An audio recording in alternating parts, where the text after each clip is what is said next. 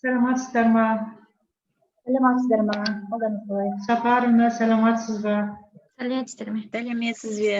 Саламатсыздар ма? Гүл Абдыразақ қызы, қалыңыз қалай? Жақсы, рахмет. Пандемияның Кішкене жағдайында қатысушы балаларды. Құрметті студент достар, қайырлы күн. Пандемияның жағдайында енді бетпе-бет жүздесуге бұйырмады. Бірақ алдағы уақытта барлығы жақсы болса, алдағы уақытта біз сіздермен тағы да жүздесеміз деген ойдамын. Әрине, жақсы оймен, жақсы арманмен, жақсы тілектермен күтіп отырмыз. Алла қаласа ол күнге де жетерміз. Саламатсыздар ма? Бірге. Біздің қаншама Кішкене балалар жиналсын, енді интернет жүйесінің белгілі. түсінікті, күтеміз ғой. Қалай дейсіз? Күтеміз. Біздің жастарымыз өте көп екен деймін да, қатысып отырған. Интернет жүйесі нашарлау болып тұр. Көрініп тұр. Өте бір қызығушылықпен, бір нәрсемен қатысқысы келіп отырғандарын көздерінен ақ көруге болады. Ben aşık koyuktun. Hay müşkan.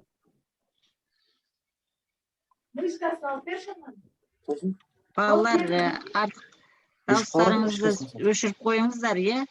Камераларыңызды қосып, дауыстарыңызды артық өшіріп қойыңыздар, мына шуылдап атқан балалар. Кішкене күтейік, интернет жүйесі әлсіз ғой, қанша дегенмен, сондықтан балалар кіремай қалып, кішкене сөйтіп ұсталу болады, 1-2 минут күтейік, сосын бастаймыз. Yemin mi? Sırayla da şu topasın. Абзал, Сұңғатұлы. Абзал Сұңғатұлының дауысын басып қойыңызшы, Арай Мұқанына басып қойыңызшы, естіне. Söylesi mağan ne diyorsun? Gandon kışır Gözün istev alsın mı? Ablam mal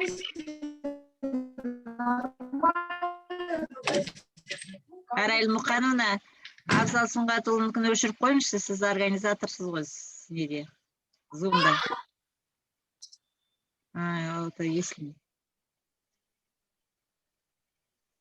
Dinleyeyim ben. Gitler. Uzay size kimisi?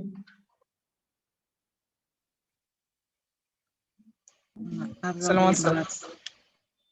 Саламатсыздар. Сәлеметсіздер ме қазір? Саламатсыздар. Камераларыңызды қосыңыздар, балалар. Фото қойып қоймай, камераны қосып, колледж отырған бай өздеріңізді.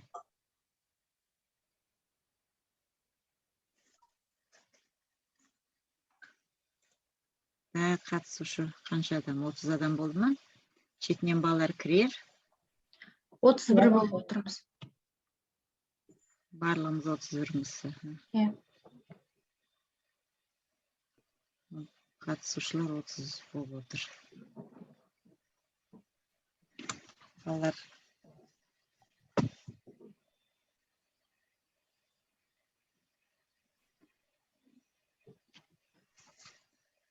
Мәулім апай, балаларыңызды тездетіп кіргізіңізші.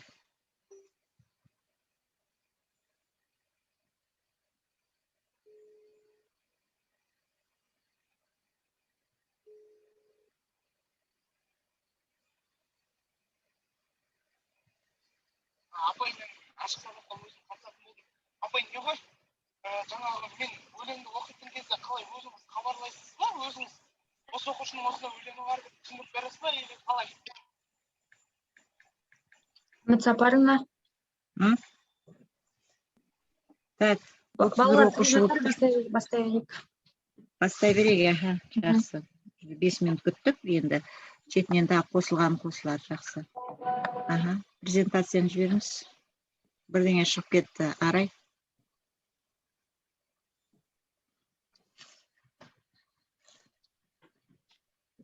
Көрініп тұр ма Мұтсапарыңа? Көрініп тұр. Жақсы. Сәлеметсіздер ме, құрметті қонақтар, құрметті оқытушылар және студенттер. Қазақ тілтану ғылымының атасы Ахмет Байтұрсыновтың егер біреумен түсінікті тілде сөйлессең, тіл табыса аласың, ал оның ана тілінде сөйлер болсаң, ол сені жүрегімен түсінеді демекші. Бүгінде 80 жылдық тарихы бар. Келесі слайд. 80 жылдық тарихы бар Алматы мемлекеттік политехникалық колледжінде тіл болмыс айнасы атты әдеби кешімізге қош келдіңіздер демекпіз. Арай слайды жылдатып отырсаңшы.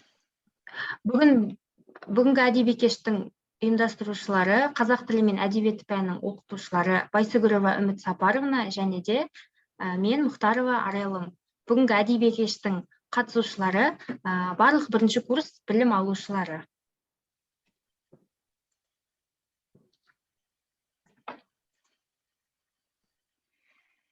Тіл жанды құбылыс. Тіл мәдениеті дегеніміз бір қарағанда тілдік норманы сақтап сөйлеу, дұрыс жазу деген түсінік. Алайда бұл ұғым түсінікке дәл өз мағынасында тереңірек ой жіберсек, сөздің қоры дамыған оралымды, бай тілдің ұлт мәртебесін асқақтатып, халқына қызмет ету үшін қарапайым сөйлеу тілінен бастап, сан түрлі бояуға қаныққан тілге айналуы сатысында соншалықты қиын қалыптасу кезеңі жатыр.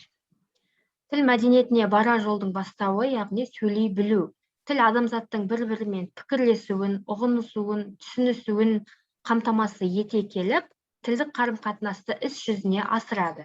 Тілдік қатынас адамның ойлау, пайымдау, сөйлеу, тыңдау, түсінісу, айту, пікірлесу тағы да басқа әрекетіне тікелей қатысты жанды құбылыс болып табылады.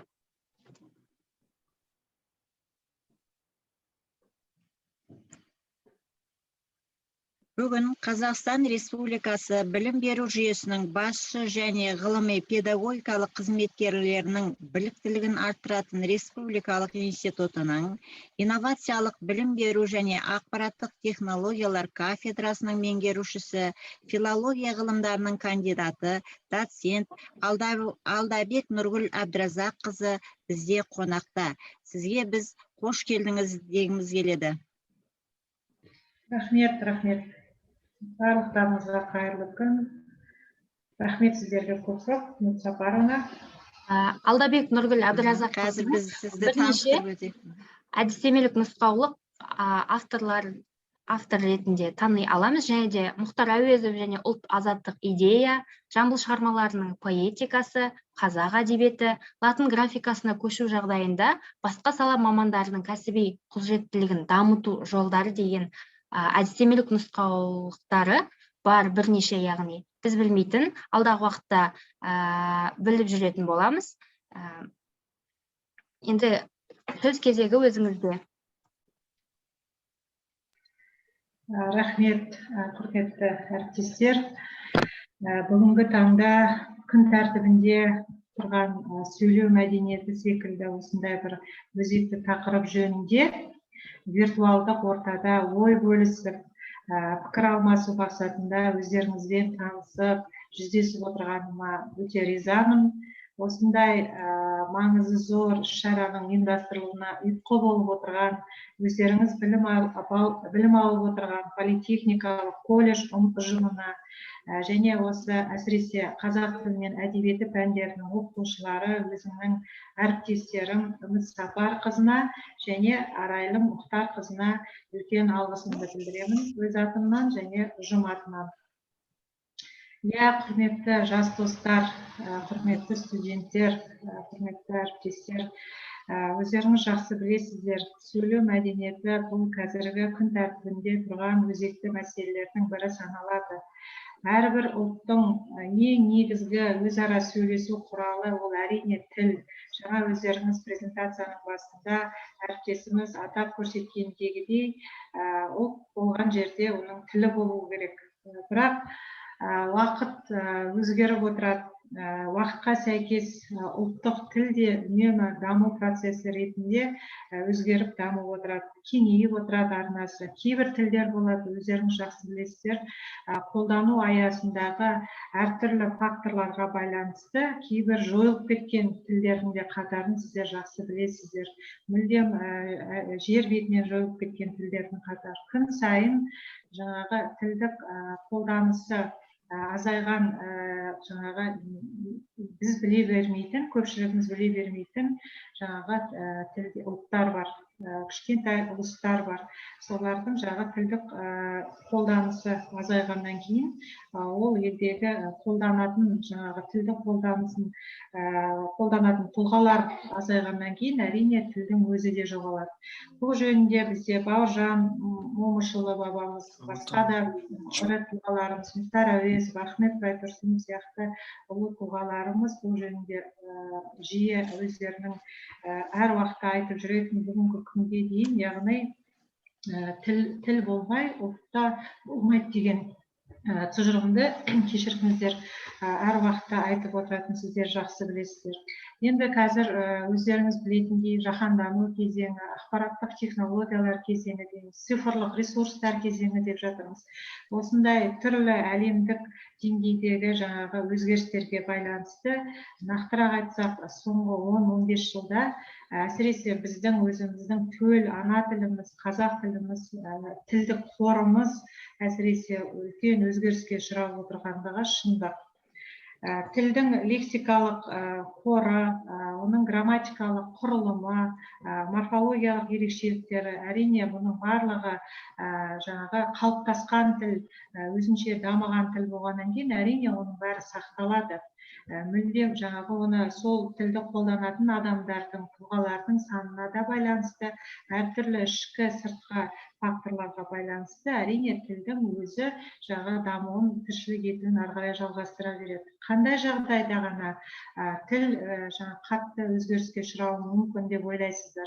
Сіздер осы сұрақ жөнінде өздеріңіздің ойларыңызды да білдіріп отырсаңыздар, құрметті жас достар, бұл қазіргі жаңа айтып жатырмыз ғой, пандемия жағдайында бір-бірімізбен бетпе-бет жүздессек, әңгіме мүлдем басқаша болатын еді. Әрине енді қазіргі қашықтықтан оқыту жағдайында осындай кездесу аз уақыттың ішінде ұйымдастырудың өзі үлкен ерлік. Дей тұрғанмен, құрметті әріптестер, осы мәселе жөнінде сіздердің де пікір еркін форматта пікір алмасып отырсақ дейміз. Сондықтан сіздерге жалпы сұрақ, тіліміз қай кезде өзгеріске ұшырайды деп ойлайсыздар?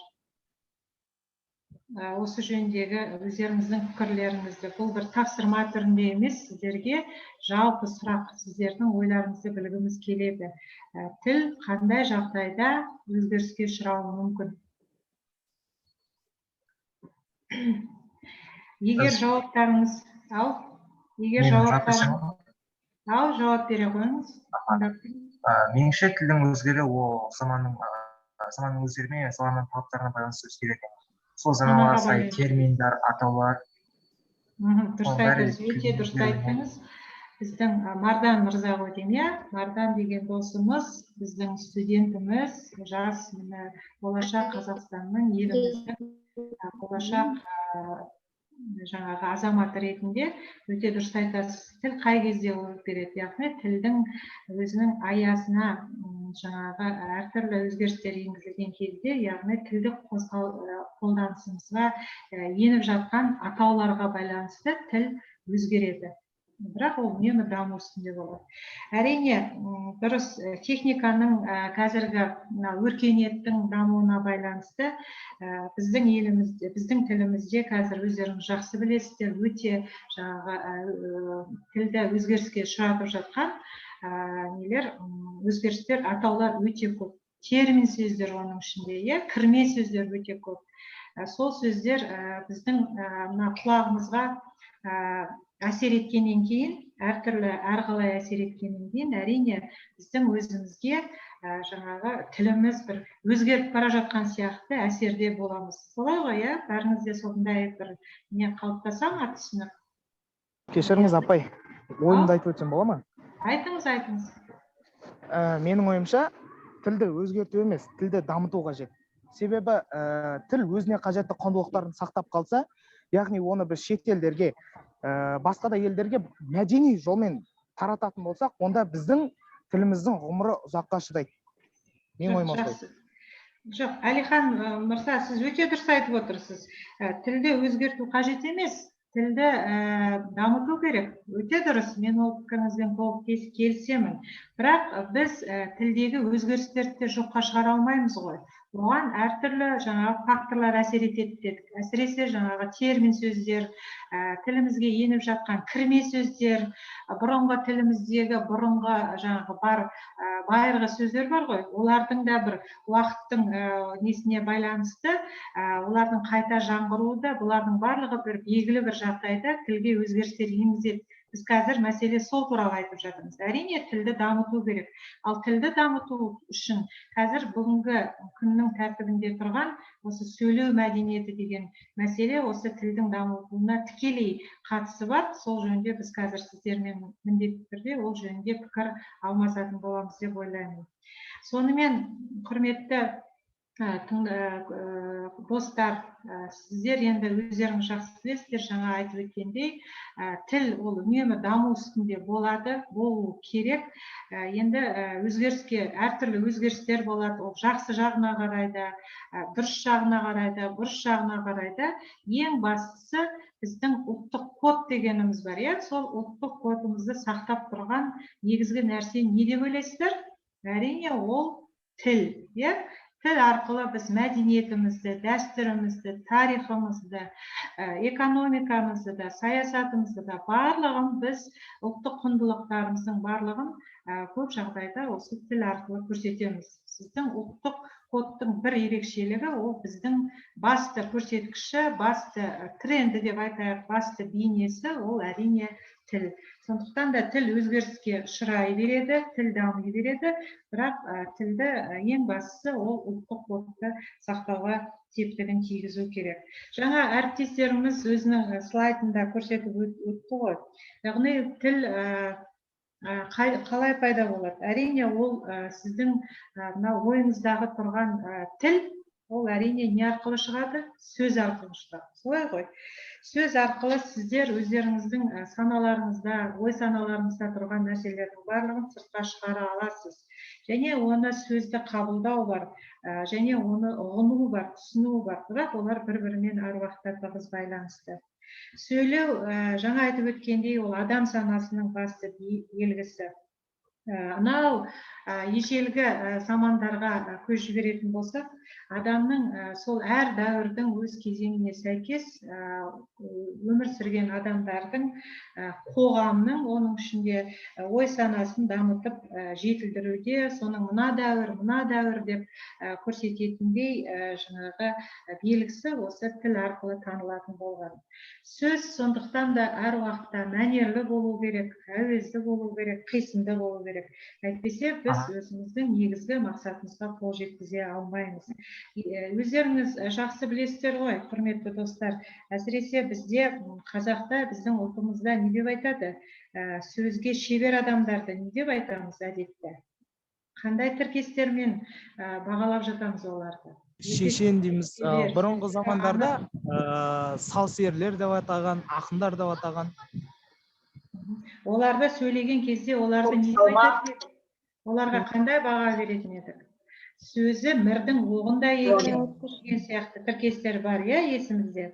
Сол себепті анау көне орта ғасырларда, ежелгі дәуірлерден бері, орта ғасырларда Жүсіп баласағұнның осы тіл жөніндегі, сөйлеу жөніндегі тұжырымын айта кеткен жөн осы арада. Ақыл дейді, ақыл ол ойдың көркі, ақыл ойдың көркі ол тіл дейді. Сіздің сыртқы жан дүниеңіз бен ішкі жан дүниеңізді айқындап көрсететін ол тіл. Санаңызды, бүкіл ойыңыздағы нәрсені сіз тіл арқылы көрсетесіз. Ең бірінші кезекте.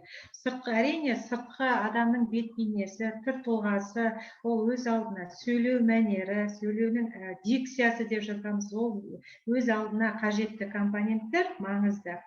Соның ішінде ең басында тұрған әрине ол сіздің ішкі жан дүниеңізді білдіретін ол тіл. тіліне қарап, сөйлеген сөзіне қарап, біз жаңағы сіздер айтып отырған сал-серілерді, Абай секілді ұлы ақындарды қалай таныдық? Ең алдымен олардың тілі арқылы таныдық. Сөйлеу түрі, ой арқылы, ойы арқылы, тіл арқылы жаңағы ойын таныдық біз. Сондықтан осындай нәрселерге жаңағы аса мән беру керек сияқты. Мынау көне заманға тағы да көз жүгіртсек, жаңағы ежелгі шумер халықтары, көне халықтар, солар өздерінің жаңағы тасқа жазылған жазуларында былай деп жазылған екен, сол әлі күнге дейін сақталған: аузыңа ие бол, көкейдегі ойыңды айтуға асықпа, ойланбай сөйлесең опық жейсің деген сөз. Осыны мен ойлаймын, қазіргі тіл қолданушылардың, әсіресе біздің өзіміздің ұлтымыздағы тіл жанашыры болу керек. Әрбір азамат, сол жастар болсын, ересек адамдар болсын, осы қағиданы үнемі назарында ұстаса екен деген жаңағы ой туындайды.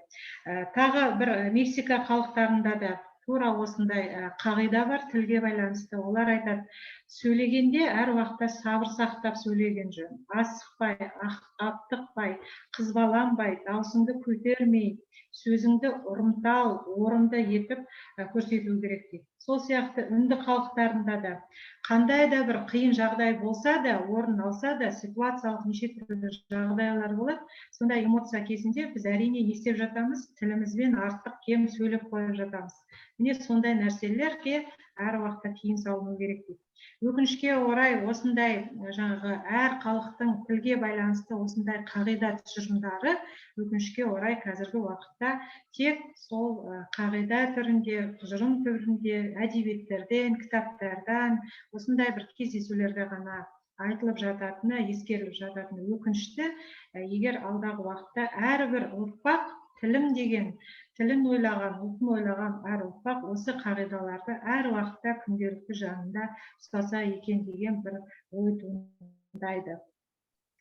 Енді мен енді сіздерге бұл жерде дәріс оқығым келіп тұрған жоқ, себебі сіздер жаңағы жоғары кәдімгідей колледж студенттері, сіздер ересек, әрқайсыңыз жеке-жеке тұлғасыздар.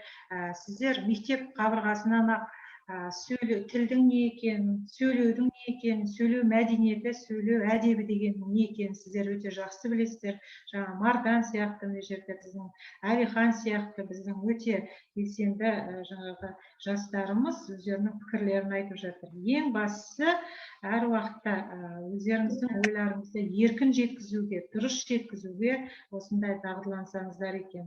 Осындай Мардан сияқты, Әлихан сияқты жігіттерімізден, қыздарымыздан біздің тағы да барлығы сондай үлгі алса екен деген жаңағы менде бір әдемі тілек бар. Енді құрметті әріптестер, бұл жерде тағы бір осы сөйлеу мәдениеті туралы айтып жатырмыз ғой. Мен Үміт Сапаровна мен сіздердің жаңағы қазақ тілі әдебиеті пәнінің оқытушысы ұстаздарыңыз Үміт Сапаровна мен осы мәселе төңірегінде ақылдасқан кезде біз ол кісі өзі де естіп отырған шығар, осы мәселе төңірегінде қандай тақырыпта сөз қозғасақ екен, әдебиет жөнінде ме, тіл жөнінде ме деген бізде өзара жаңағы педагогикалық тұрғыдан жаңағы ойларымызбен бөлістік. Сол кезде Үміт Сапаровна да мені қолдап, жаңағы мен айтып жатырмын, әдебиет туралы, тіл туралы әрине бір сағаттың көлемінде көп нәрсе айтуға ешқандай мүмкіндік болмайды. Сондықтан да осы сөйлеу мәдениеті туралы бүгінгі күнде ересек адам болсын, жастар болсын, студенттер болсын, жай қарапайым адамдар болсын, барлығының назарында тұратын осы сөйлеу мәдениеті туралы әңгіме қозғасақ, балалармен осы төңіректе сөйлессек деген ой айтқан болатын. Сондықтан осы біздің немізге, ойымызға өздерінің арайлым апайларың да өзінің үлесін қосып, керемет слайд дайындап жатыр екен. Рахмет. Енді осы нәрсе осы күйінде қалмай, ары қарай тек кездесу аясында қалмай, ары қарай жалғасса екен, осыдан бір нәтиже шығарсақ екен деген тағы да бір әдемі тілегімді айтқым келеді. Енді мен сіздерге жаңа сыпайылық, жаңағы сөйлеу әдебі деген сияқты нәрселерді туралы көп нәрсе айтуға болады. Оған уақыт өте тығыз. Ең бастысы, құрметті достар, бізде ең бастысы сөйлеу білу дегеннің өнер екендігін де ұғынсаңыздар екен деймін. Себебі бұл расымен де өнер. Сөйлеу мәдениеттің өзі, оның өзі жаңағы жүріс-тұрысыңыз, сіздің ортада өзіңізді ұстауыңыз, осылардың барлығы мәдениет. Сөйлеу мәдениеті де сол сияқты үлкен өнер деп қабылдау керек. Сондықтан осы өнерді үнемі жаңағы осы өнерге дамыту үшін өздеріңіздің бойларыңызда үнемі жұмыс жасап, үздіксіз өздеріңіз жан-жақты ізденіп, талаптанып, машықтанып, дағдыланып, осы өнерді керемет шебер игеруге болады деп есептеймін. Енді бір нәрсе айта кеткім келеді осы жерде. Тілдің, сөйлеу тілімізде әрине жаңағы көптеген кемшіліктер орын алып жатыр. Оны өкінішке орай шындық бұл нәрсе, қазіргі әртүрлі факторларды, ішкі, сыртқы нәрселер. Енді сол сөйлеу тілімізде кездесетін кемшіліктердің бірқатарын атап өтейін. Мүмкін сіздердің де өздеріңіздің осы менің пікіріме қосатын ойларыңыз болса, әрине мен тыңдауға әзірмін. Бірінші кезде әрине ол сыртқы орта. Сыртқы орта міндетті түрде сөйлеу тіліміздегі орын алатын кемшіліктердің бір салдары, осыдан іздеу керек. Екіншіден, әрине қазіргі біздің көп ұлтты Қазақстанымыз деп айтамыз, көп ұлтты мемлекетпіз деп айтамыз. Біздің елімізде 150-ден астам ұлт өкілдері өмір сүріп жатыр. Әрине мемлекеттік тілдің конституция бойынша деңгейінде тұрған біздің ресми тіл орыс тілі. Сондықтан да әр ұлтты оған өкілдерінің санын қосыңыз. Сол себептен сөйлеушінің тіліне, яғни біздің ана тілімізде сауатты, дұрыс сөйлеуімізге сол жергілікті тіл немесе басқа тілдердің әсері міндетті түрде болады. Жергілікті тіл дегенде енді мысалы бізде кезінде әртүрлі тарихи себептерге байланысты басқа мемлекеттерге қоныс аударған өзіміздің қазақтарымыз бар.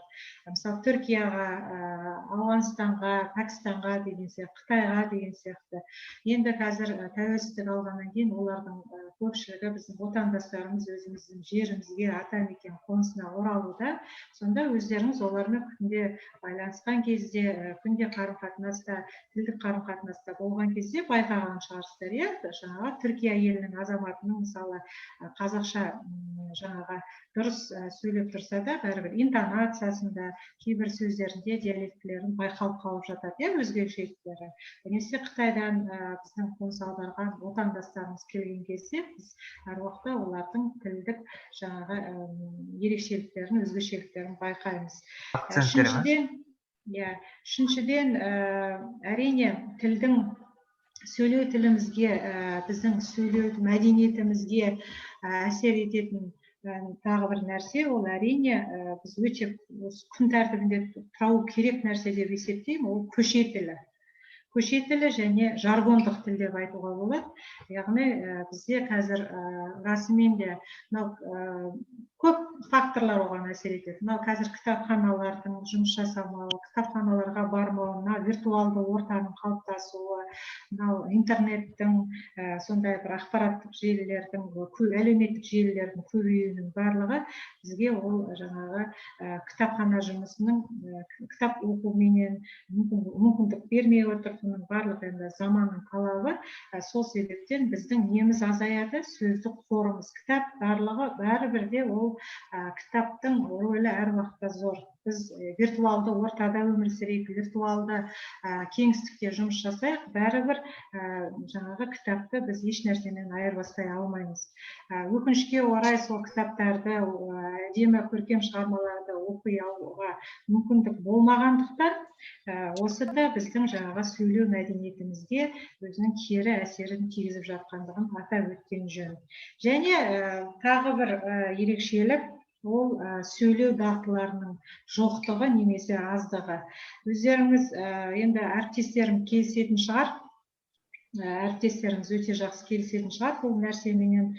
Жаңағы біздің балаларымыз, студенттеріміз жоғары оқу орындарында оқитын, мектеп қабырғасында оқитын, және неде оқитын, колледжде өздеріңіз сияқты оқитын сіздердің құрдастарыңыз, қатарластарыңызда мысалы расымен де сөйлеу дағдылары жеткіліксіз болып жатады. Иә, еркін сөйлеу, өзін еркін, жаңағы өз ойын еркін жеткізу, жаңағы дұрыс айту, мәнерлі айту, әуезді айту деген нәрсе өкінішке орай көп біздің жастарымыздың арасында сондай кемшіліктер орын алып жатады. Ол тек қана, енді бұл жерде тек қана жастарды ғана кінәлау орынсыз болар, себебі кейде өзіміздің әріптестеріміздің, ересек адамдардың өзінде үйде, отбасында мысалы сондай жаңағы сөйлеу дағдыларының аздығы, жеткіліксіздігі, осылардың барлығы осы сөйлеу мәдениетіне жаңағы кедергі келтіретін нәрселер. Осыған байланысты қазіргі кезде өздеріңіз жақсы білетін шығарсыздар, сөйлеу тіл экологиясы, сөйлеу экологиясы деген мәселе көтерілді өкінішке орай. Ол не деген сөз? Ол тілді қорғау деген сөз, сөйлеу мәдениетін жоғалтпау деген сөз. Осыған байланысты мен тағы да сіздерге пікірталас кішкене мазмұнды болу үшін, біздің ойымыз, пікір алмасуымыз мазмұнды болу үшін сіздерге тағы да сұрақ қойғым келіп отыр, құрметті достар. Қалай ойлайсыздар? Сөйлеу экологиясын жаңағы енді сөйлеу экологиясына байланысты сіздердің ойларыңыз қандай нәрсемен күресу керек, не істеу керек? Тілді сөйлеу мәдениетін сақтау үшін және тілдің өзінің заңдылықтарын, грамматикалық, морфологиялық, басқа да заңдылықтарын сақтау үшін бізге не істеу қажет деп ойлайсыздар? Сіздердің пікірлеріңіз біз үшін өте маңызды. Ойымды айта кетсем бола ма, апай? Әрине. Сәлеметсіздер ме? Жалпы осы тіл мәселесі қазіргі таңдағы актуалды мәселе болып табылады. Осы тіл экологиясын мысалға жақсарту үшін менің ойымша алдымен бізде кішкентай балалар күні түні бізде телефонды ұстайды, яғни ол ұялы телефонды ұстап, YouTube желісі арқылы әртүрлі видеолар қарайды. Оларды одан ажырату мүмкін емес, олар шетел тілінде немесе орыс тілдерінде қарайтын болғандықтан, неге бізге қазақша сондай қызықты бейнероликтер түсірмеске? Неліктен бізге сондай әртүрлі үйрететін ойындарды қазақ тілінде шығармасқа? Менің ойымша осы мәселені қолға алу арқылы біз көптеген жаңағы проблемаларды, яғни мәселелерді шеше аламыз. Ол біріншіден. Ал екіншіден тағы да менің ойымша ол бізде қазіргі таңда актуалды тақырыптардағы кітаптар бар, мысалға психологиялық кітаптар әртүрлі қызықты. Барлық жастар сондай кітап оқығысы келеді. Дегенмен де ол кітаптардың бәрі бізде тек орыс тілінде ғана шығарылады. Ал қазақ тілінде шығатын кітаптардың саны аз және көп жерден таба алмайсыз. Сондықтан да олар тек орыс тіліндегі кітаптарды оқу арқылы олар орыс тілінің грамматикасына, орыс тілінің ойына қаратай жақындайды, яғни өзге тілде ойлау жүйесі дамиды. Ал өзге тілде ойлау үйренген адам өз тілінде ешқашан еркін сөйлей алмайды. Сондықтан да осы мәселені де қолға алу керек деген ойда.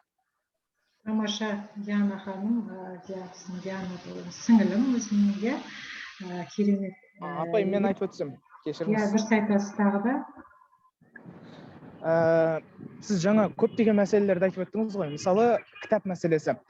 Кітап мәселесі, менің ойымша кітап, иә, кітаптың орны адам өмірінде ештеңемен алмастыра алмаймыз. Тілдік қорының дамуы, жаңа, дұрыс бағытта дамуы кітап арқылы адамның сөйлеуінің дамуы тікелей кітапқа байланысты. Яғни, былай қарап алатын болсақ, негізі қолымыздағы смартфондар арқылы да көптеген интернет желілерінен өзімізге қажетті мәліметтерді таба аламыз. Біздің ең қазіргі өзіміздегі осы қасиетті жеңе алмай келе жатқандықтан, бізге ол уақытымызды көп нәрсеге зая кетіреміз да. Осының кесірінен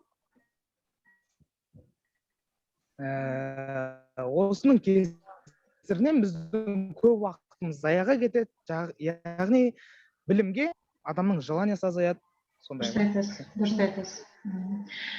Иә, Марда мырза, сіздің айтып тұрғаныңыз мәселе ғой, мен жаңа Диананың сіздің ойыңыздан түйгенім. осы жаңа кітап мәселесі,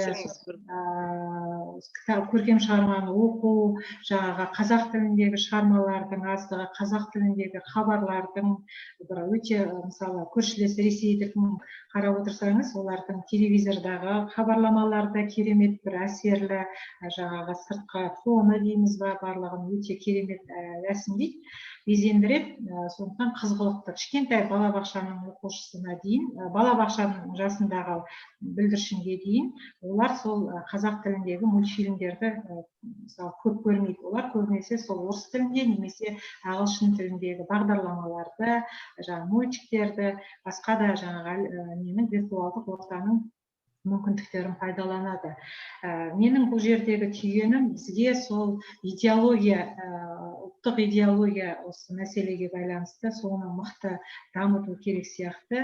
Әрине біз кез келген жасты, кез келген адамды, мысалы, кітап оқы, көркем шығарма оқы, Абайды оқы, Әуезовті оқы деп мәжбүрлей алмаймыз. Себебі ол заманның өзінің сондай талабы, сондай заманның айтады ғой, адамына қарай заманы, заманына қарай адамы деген сияқты. Сондықтан да бізде бұл арада жаңағы осының барлығы сөз мәдениеті деген сияқты нәрселер мықты болу үшін бізге ең алдыменен жаңағы идеологияны кішкене күшейту керек сияқты. Егер Ресейдің немесе басқа мемлекеттердің жаңағы көбінесе солардың кітаптарын оқып, солардың бағдарламаларын шығарып жатқан жай басым болатын болса, бұл не деген сөз? Бұл деген идеологияның мықтылығында деп айтуға болады. Яғни мықты идеология, мықты жаңағы неге бағытталған адамның ой санасын жаңағы ұлттық құндылықтарға көбінесе баулитын сондай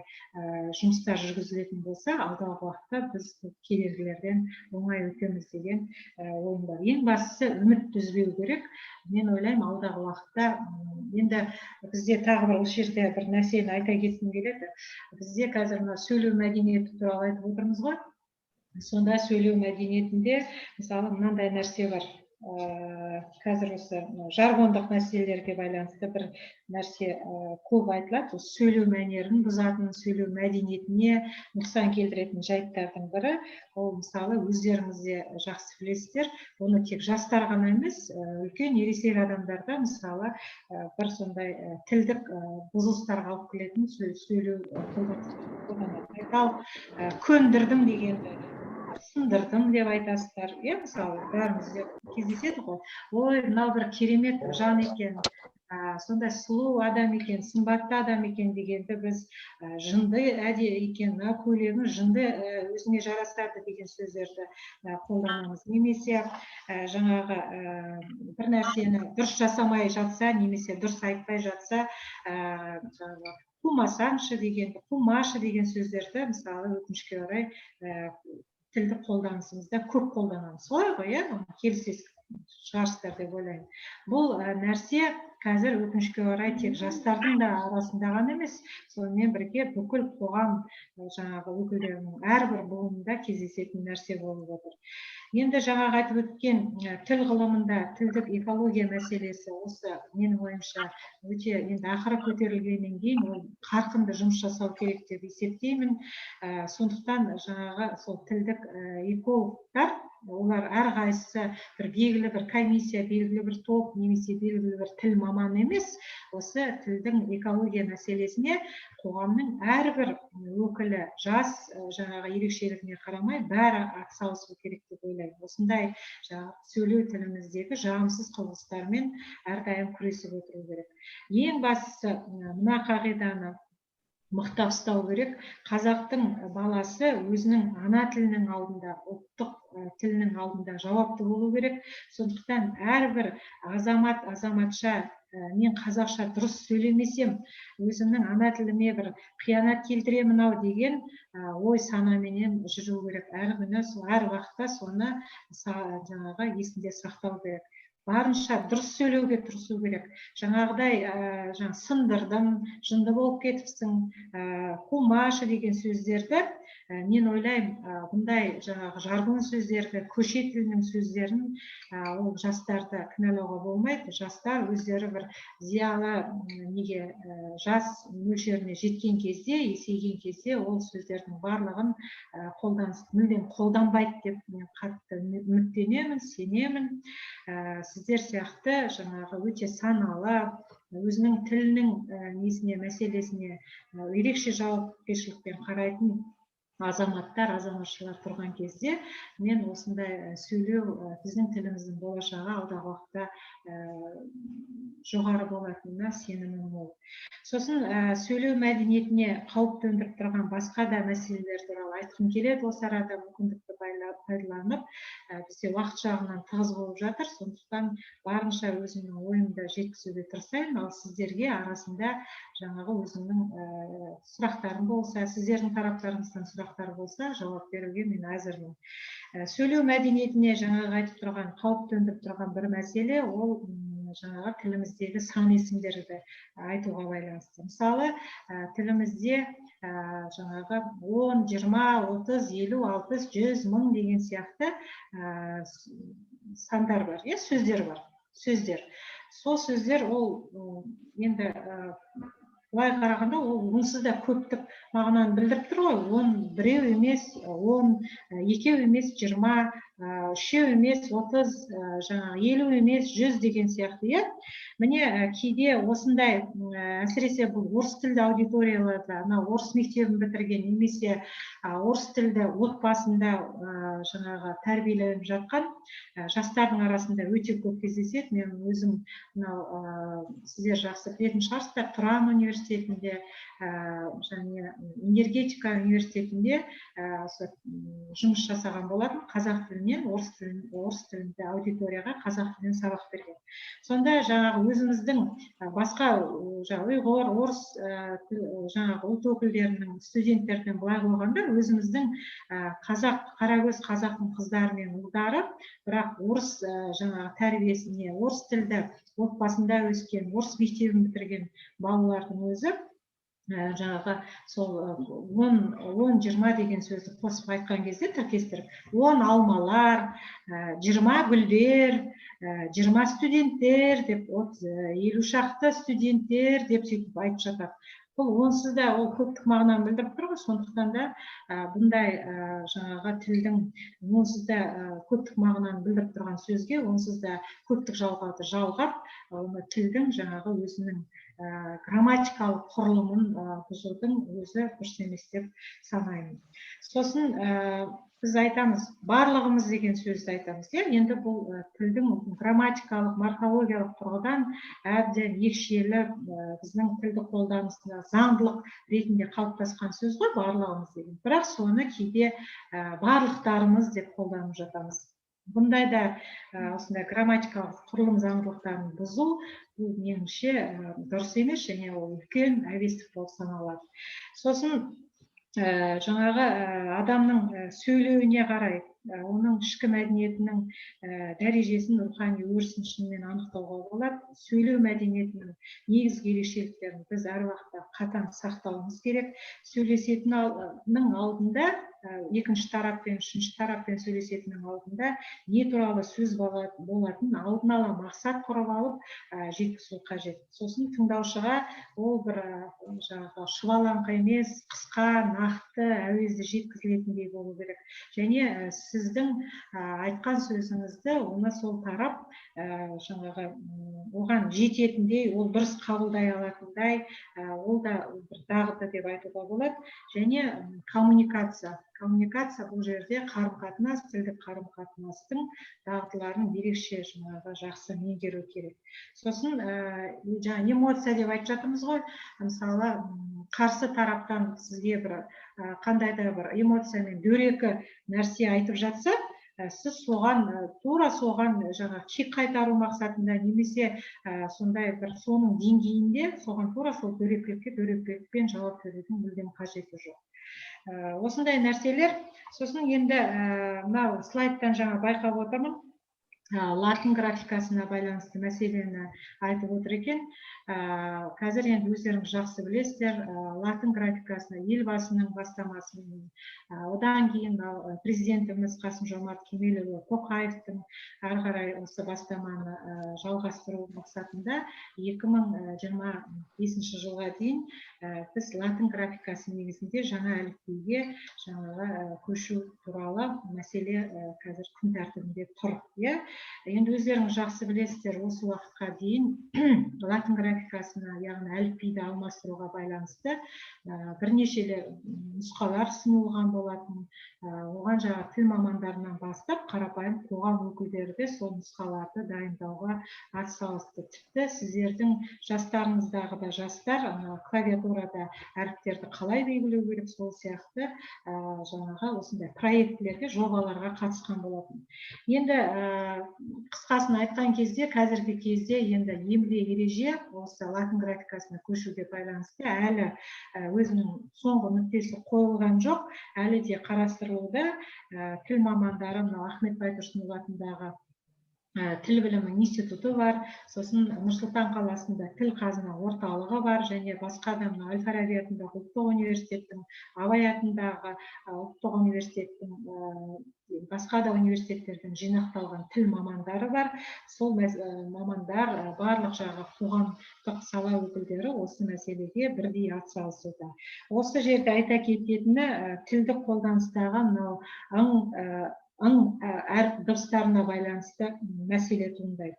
Бұны біз қазір латын графикасына көшпей тұрған күннің өзінде, жаңағы айтып отырған орыс тілді аудитория бар ғой, сол орыс тілді отбасында тәрбиеленген, орыс аудиториясында оқып жатқан біздің жастарымызда көбінесе соларда байқалады, және дыбыстарын анықтап, ажыратып алмай, ара-жігін сөйтіп қолдану кездеседі. Енді оның басқа да себептері бар. Кейде егер жеке тұлғаның өзінің бір физикалық денсаулығына байланысты да, тіл кемістігіне байланысты да, мен дыбыстарын дұрыс ажыратып, анық жеткізу кездеседі. Енді осы қазір латын графикасына көшкен жағдайда осы екі дыбысты бір-бірінен ажыратып қолданбайтын, ерекшеліктерін сақтап қолданбайтын, ол тек қана жастар ғана емес, ол билік өкілдерінде де кездесуге болады. Депутаттардың, мысалы, теледидардан қарап қалсаңыздар, көресіздер, үлкен билік басындағы тұлғалардың өздері осы екі әріпті дұрыс қолданбайды. Сосын біз өздеріңіз айтып жатсыздар ғой, осы тілдің дамуына, тілдің сөйлеу мәдениетінің сақталуына әрине бірінші кезекте теледидар жүргізушілері, радио хабарларын таратушылар, бақ өкілдері бірінші кезекте солардың басты әсері, ықпалы, басымдық соларда болады.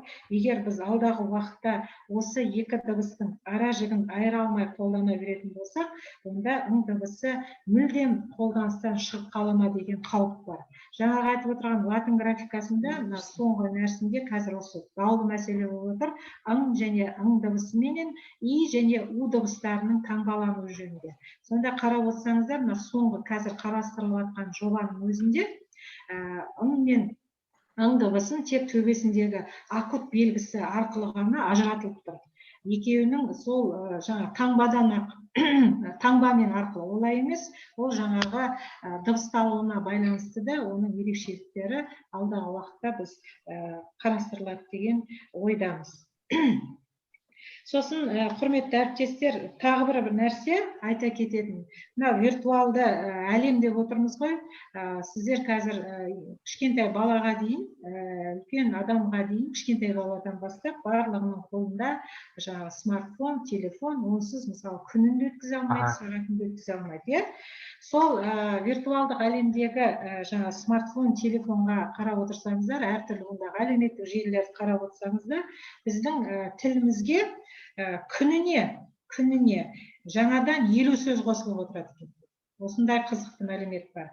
Яғни қазіргі ақпараттандыру ғасыры, цифрлық ресурстар жағдайында осы қазақ тілі осындай жаңағы күнделікті күніне 50 сөз қосылып жататын жағдайда болған кезде қазақтың тілі өзін ыңғайлы сезіне ме, комфорт сезіле ме деген мәселе туындайды. Осы арада бұл сұрақ сіздерге де қойып отырмын. Сіздер өздеріңіздің жауаптарыңызды, пікірлеріңізді айтып өтсеңіздер.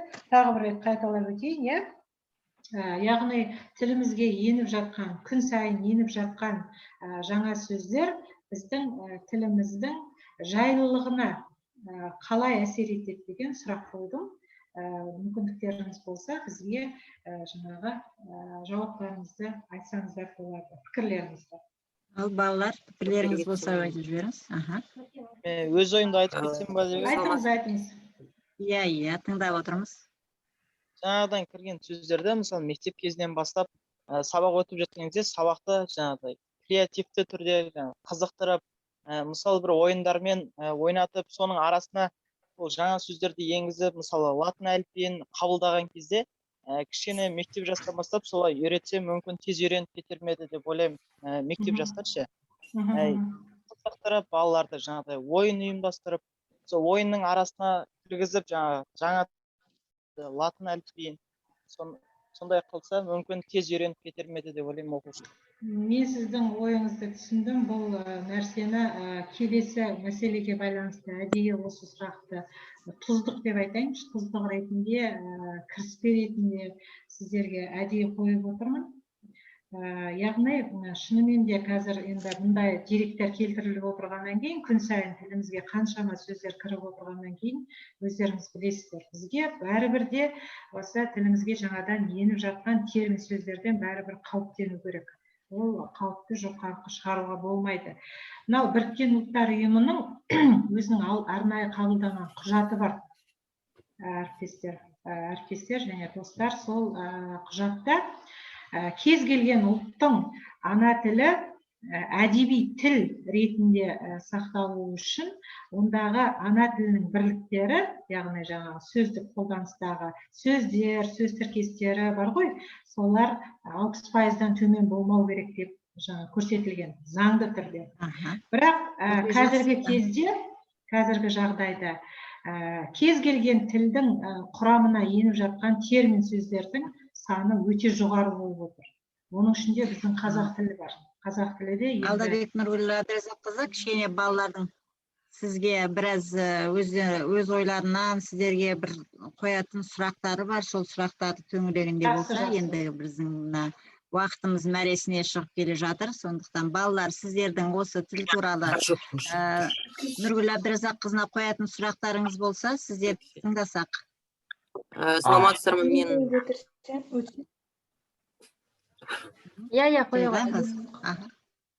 Мен қоя кетсем, қазіргі кезде шынымен де қарапайым адамдар көбіне қазақ тілінде еркін сөйлеп жатады, иә.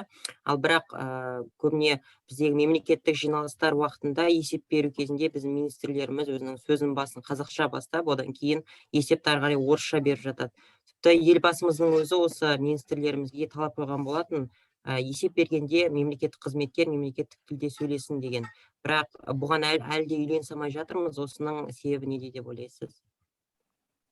Оны бірақ рахмет Айдос сұрағыңызға, өте бір түйткілді орынды сұрақ қойып отырсыз, бірақ бұл сұраққа бір ғана жауап қайтару мүмкін емес, себебі ол үлкен қоғам мүшелері көп болғандықтан біз жаңағы бір адамның атынан, екі адамның атынан мысалы олар үшін жауап бере алмаймыз, иә.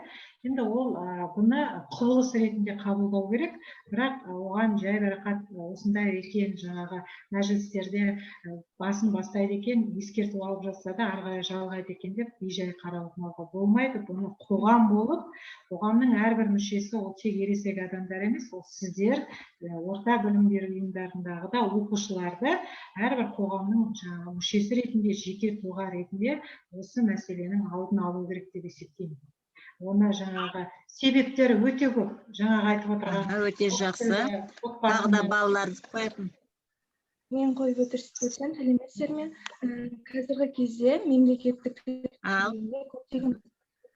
қаттырақ айтсаңыз, дауысын шығарсаңыз. Қазіргі кезде мемлекеттік тілдің төңірегінде көптеген мәселелер туындап жатыр. Және мемлекеттік тіл ретінде сол қоғамда болғандықтан оның қандай шешу жолдарын ұсынар едіңіз, немесе қандай шаралар қолдануға болады? Енді мемлекеттік тілді дамытуға байланысты бағдарлама бар бізде, үкімет тарапынан бағдарлама, мемлекеттік тілді дамыту бағдарламасы бар. Бірінші кезекте әрине біз ата заңымызды негізге аламыз, ол жерде тіл мәртебесі, тілдің заңдылықтары қалай сақталуы керек, сол жазылған конституция нормативтік құжат ретінде негізге аламыз. Мемлекеттік тіл бағдарламасын негізге аламыз, және елбасының өздеріңіз жақсы білесіздер, әр жылдардағы жолдаулары, рухани жаңғыру бағдарламасы, болашаққа бағдар бағдарламасы сияқты әртүрлі бағдарламалар бар ғой, солардың жаңағы ұлттық мұра құндылықтарды қорғауға байланысты әртүрлі мемлекет тарапынан, президент, елбасы тарапынан жаңағы қабылданған нелер бар, нормалар бар, құжаттар бар, бағдарламалар бар. Соның аясында кез келген жаңағы орган, кез келген ұйым соны басшылыққа алады. Сол бойынша әрине жұмыс жасайды. Бізде арнайы жаңа мемлекеттік тілді дамыту институты бар. Жаңағы айтып отырған Ахмет Байтұрсынов атындағы тіл білімі институты бар. Тіл қазына орталығы бар.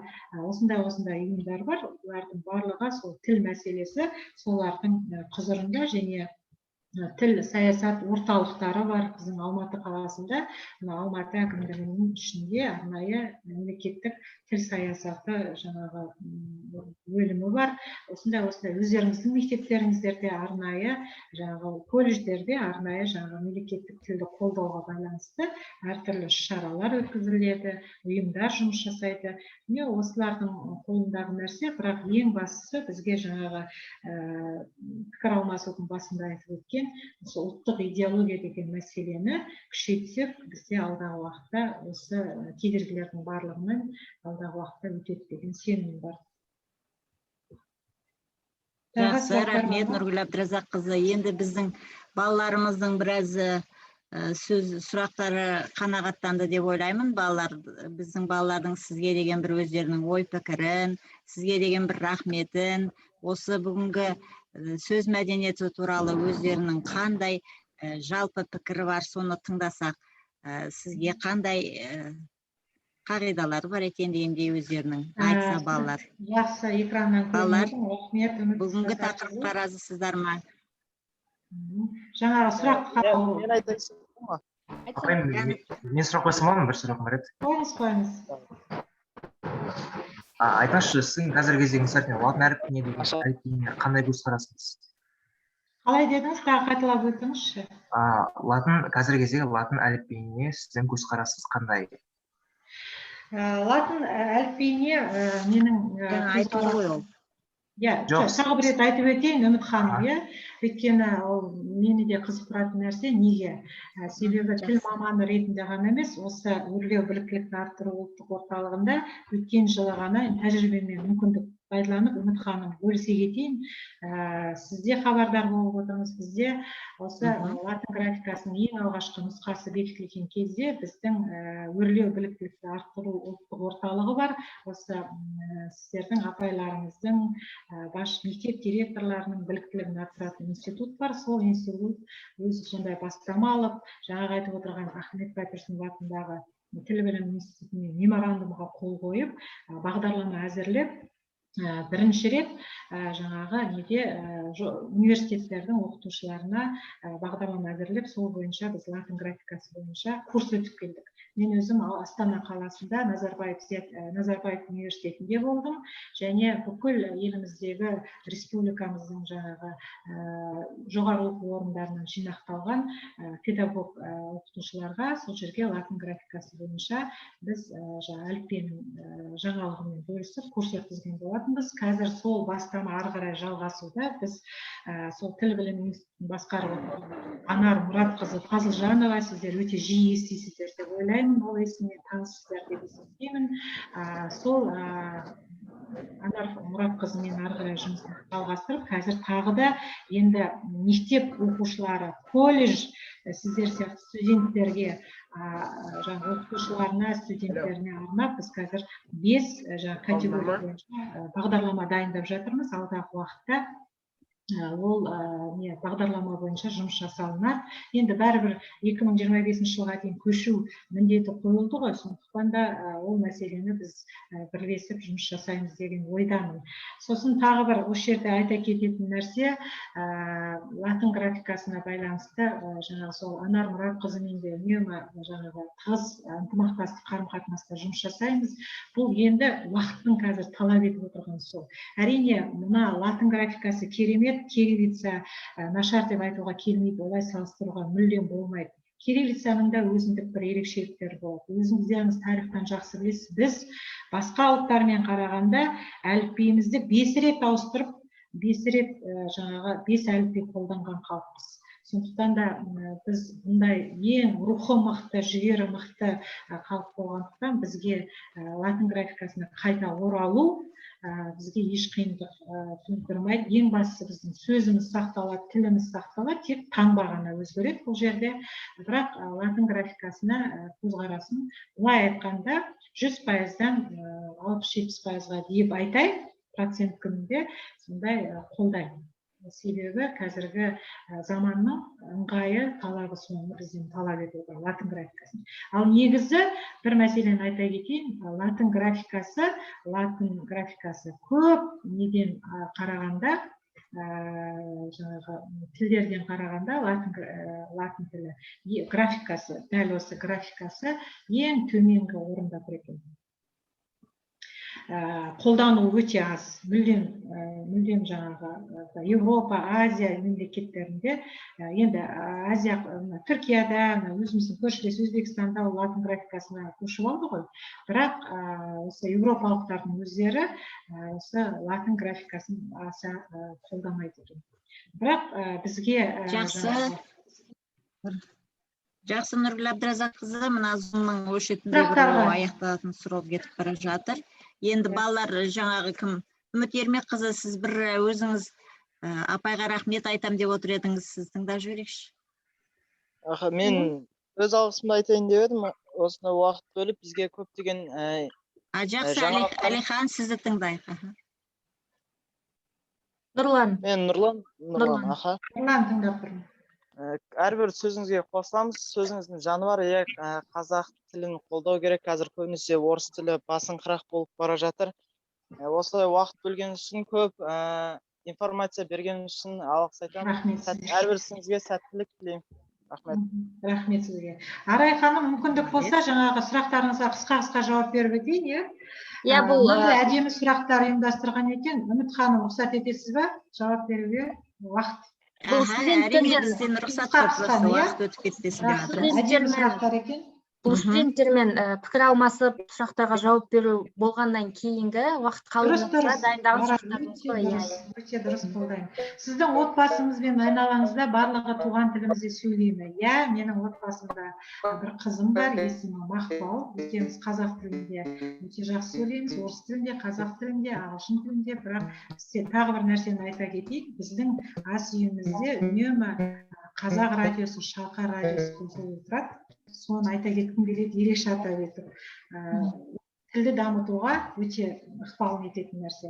Өскелең ұрпаққа айтар тілегіңіз, лебізіңіз болса, әр уақытта рухтарыңыз биік болсын. Біз әр қазақ менің жалғызым дейді, қазақтың рухы биік болса, алатын асуы алдағы уақытта одан да жоғары болады деп ойлаймын. Неліктен орысшадан қазақшаға аудару барысында қазақтардың өзі кейбір сөздерді түсінбей жатады. Бұл жаңағы айтып отырған сөйлеу дағдысы, сөйлеу машығының аздығынан деп ойлаймын. Яғни, жаңағы қазақ тіліндегі әдебиеттермен көп жұмыс жасамаса, көп дағдыланбаса, ол жаңағы қиындықтар туындайды. Жаңартылған оқу бағдарламасы туралы пікіріңіз дейді, бұл нәрсені енді бөлек қарастыру керек сияқты. Жазу мен сызуды жаңадан үйренген бала қазақ әріптерін ағылшын тілімен шатастырмайды дейді. Жоқ, енді бұл латын графикасына байланысты қойылған сұрақ деп ойлаймын. Меніңше, бұны ол нәрселердің барлығы тіл мамандарының тарапынан қарастырылған. Латын графикасына байланысты жазу мен сызуда ондай бір болмайды. Біздің өзіміздің төл дыбыстарымыз арнайы акодтармен белгіленген, олар айқындалып тұрады. Латын графикасын біз толығымен көшірмейміз әріптерді, біздің өзіміздің төл дыбыстарымыз өзінің ерекшелігінен бағалап көрініп тұратын болады. Латын әліпби туралы пікірімді айттым. Жаңа қазірдің өзінде қоғамның өзі екіге емес, 3-ке, 4-ке деп айтуға болады. Бірақ бұл алдағы уақытта болашақтың еншісінде бәрі жақсы болады деп ойлау керек ең бастысы. Біздің жастарда батыс тіліне еліктеушілік басым дейді. Осы бізге не береді?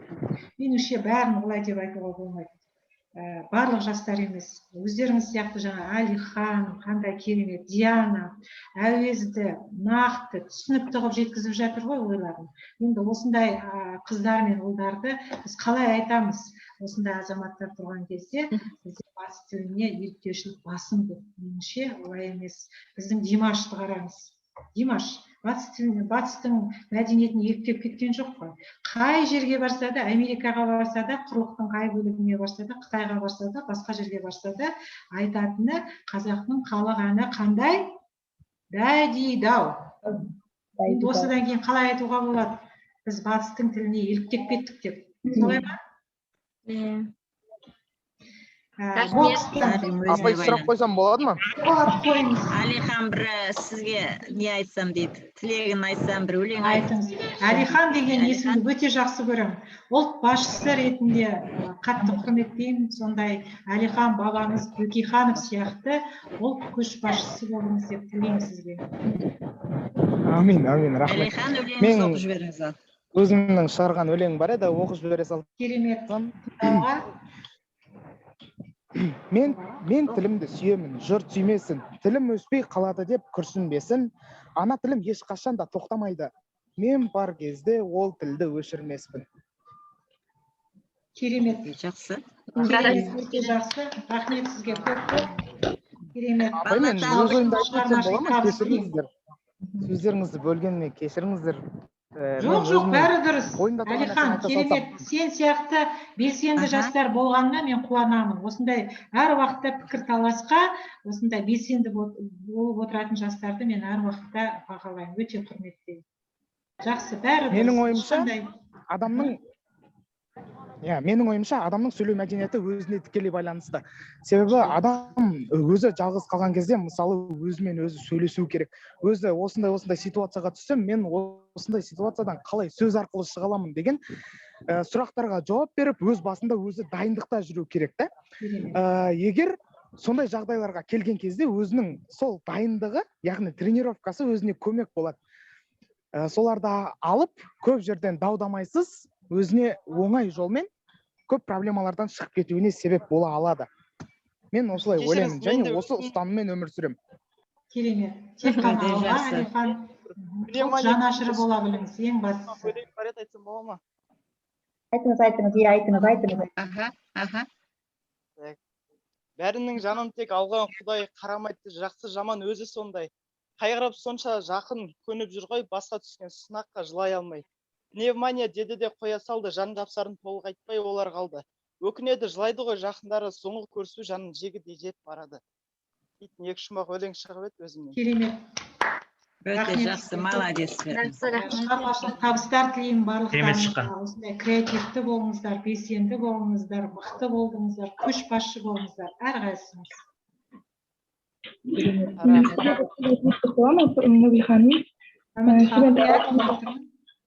Сізбен танысқанымызға өте қуаныштымыз, және алтын уақытыңызды бөліп бізге дәріс өткеніңізге көп рахмет.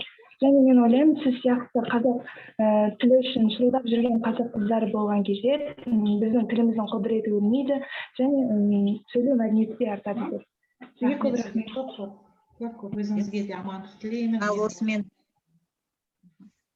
Осымен енді біздің сөзіміз біраз аяқталып келетір. Нұргүл Абдразаққызы, сізге үлкен рахмет, көңіл бөліп, осы біздің балаларымызға, біздің колледжімізге уақытыңызды бөлгеніңізге, бір ауыз сөзімізге жерге тастамай, сіз бізге бір көмек жасап, балаларымызды алға тіл туралы жетелеуіңізге үлкен рахмет айта отырып, сізге осы біздің колледжден филология және әдебиет пәндері кафедрасының бөлім меңгерушісі Ахметова Алмагүл апайымызға берейік.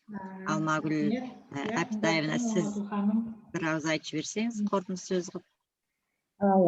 Сәлеметсіздер ма, құрметті қонағымыз Нұргүл Абдразаққызы және ұстаздар, жас достар.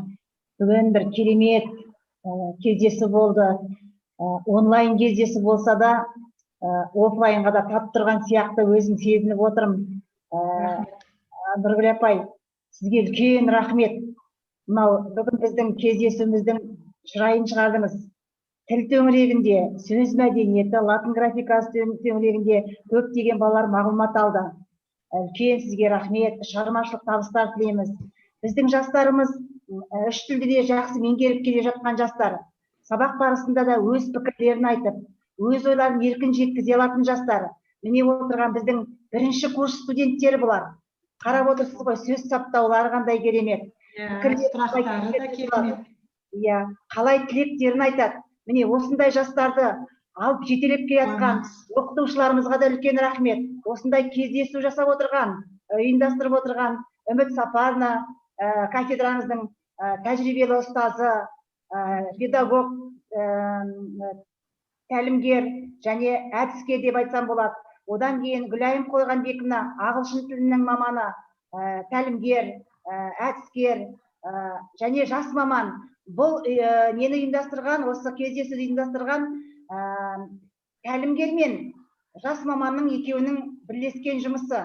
Үміт Сапарына тәлімгер болатын болса, Арайлым Мұхтарқызы сол кісінің жас тәрбиелеушісі. Биылғы жылы бірінші жыл жұмыс жасап отыр. Міне осындай бір жақсы қарым-қатынаста бір керемет кездесу ұйымдастырып, сіз келіп, ортамызды керемет толтырып, көп мағлұмат, ақпараттар алып, өте қуанышты сезімде отырмын.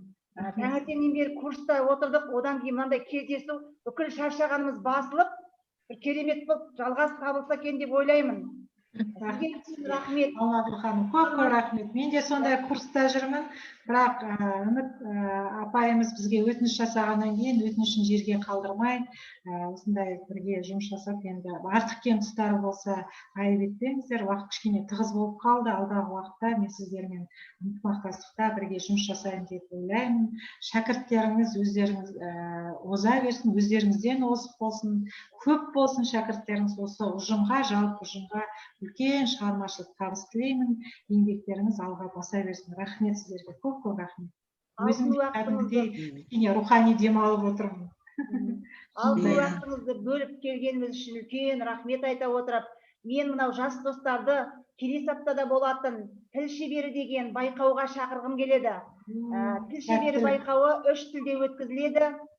Қазақ тілі өзіміздің ана тіліміз, орыс тілі және ағылшын тілінде әртүрлі тапсырмалар жасау арқылы сіздердің тіл шеберліктеріңізді байқағымыз келеді. Сондықтан мынау кездесудің жалғасы ары қарай тіл шеберімен жалғасады деген үміттемін. Үлкен рахмет сіздерге. Сәттілік, рахмет сізге көп. Амандықта болайық. Құрметті Нұргүл Әбдіразаққызы, мен де сізге алғыс айтқым келеді. Сізбен танысқаныма біріншіден қуаныштымын, екінші уақытпен санаспай еркін форматта әдемі кездесу болды. Тек қана өзіңізге ғылым және шығармашылық тұрғыдан тек қана табыстар тілеймін. Аман болыңыз, ауырмаңыз. Арай, сіздің болашағыңыз өте зор. Сіздің әр уақытта биікте көрініңіз, шәкірттеріңіз көп болсын. Өзіңіздің ұстаздарыңыз сияқты, Алмагүл ханым сияқты, Үміт апайларыңыздың жолын беріп, сол сияқты үлкен осындай талантты жаңағы шәкірттер тәрбиелеуіңізге тілектеспін. Рахмет, көп. Жақсы, рахмет сіздерге. Біздің мынандай ұранымыз бар колледжде. Политех лучше всех деп айтады. Неше жылдан бері 80 жылдық тарихы болса да, политех үздіктердің үздігі деген.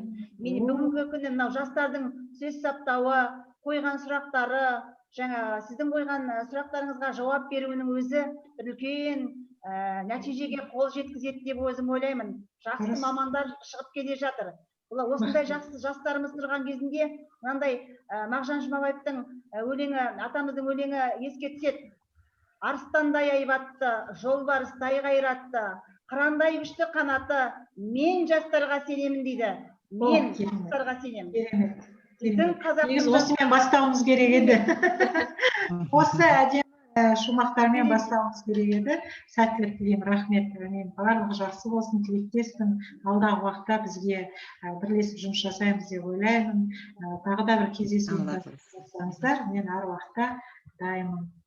Өте жақсы, рахмет Нұргүл Әбдіразаққызы. Тағы да айтамын, бұл кісі енді өзінің ғылыми дәрежесі де жоғары, қазақ тілі маманы, міне нағыз филология ғылымдарының кандидаты, доцент. Бұндай дәрежеге бекер жеткен жоқ. Осы тілді қорғау, тілге жанашыр ретінде барып көтерілген адам. Сондықтан осы біздің мына болашақ жастарымыз біздің тілімізді осы Нұргүл апайларыңыз сияқты сіздерде жалғастыратын ұрпақ болады деп, және тәрбиелі де жақсы жастар болады деген үмітпен біз осындай үлкен бір әдеби кешті ұйымдастырдық. Осы әдеби кешке келген Нұргүл апайымызға бірінші үлкен алғысымызды айтамыз. Сосын сіздерге осыған қатысып отырған оқытушылармен және студенттер белсенділік танытып, өздеріңіздің тілге деген ойларыңызды жеткізіп отырған студент жастарымыз, сіздерге де үлкен рахмет. Сіздерден болашақта үлкен үміт күтеміз.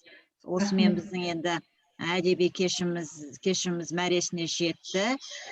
Барлығыңызге көңіл бөліп, назар аударып, осындай бір жақсы игі істі атқарғанға, мерекелік шараны өткізгенге, атсалысқандарыңызға барлығыңызге үлкен алғыс айтқымыз келеді. Рахмет сізге. Әлі де алдағы уақытта мына бір қиыншылық, пандемияны сіз боп, біз боп, барлығымыз халқымыз аман есен жеңіп шығады деген үлкен сенімдеміз.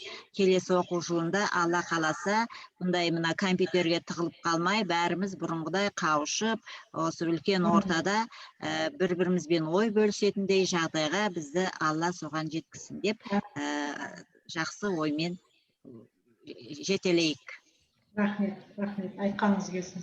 Рахмет көп. Сау болыңыздар. Амандықта жүздесейік. Рахмет барлықтарыңызға. Сау болыңыздар. Сау болыңыздар.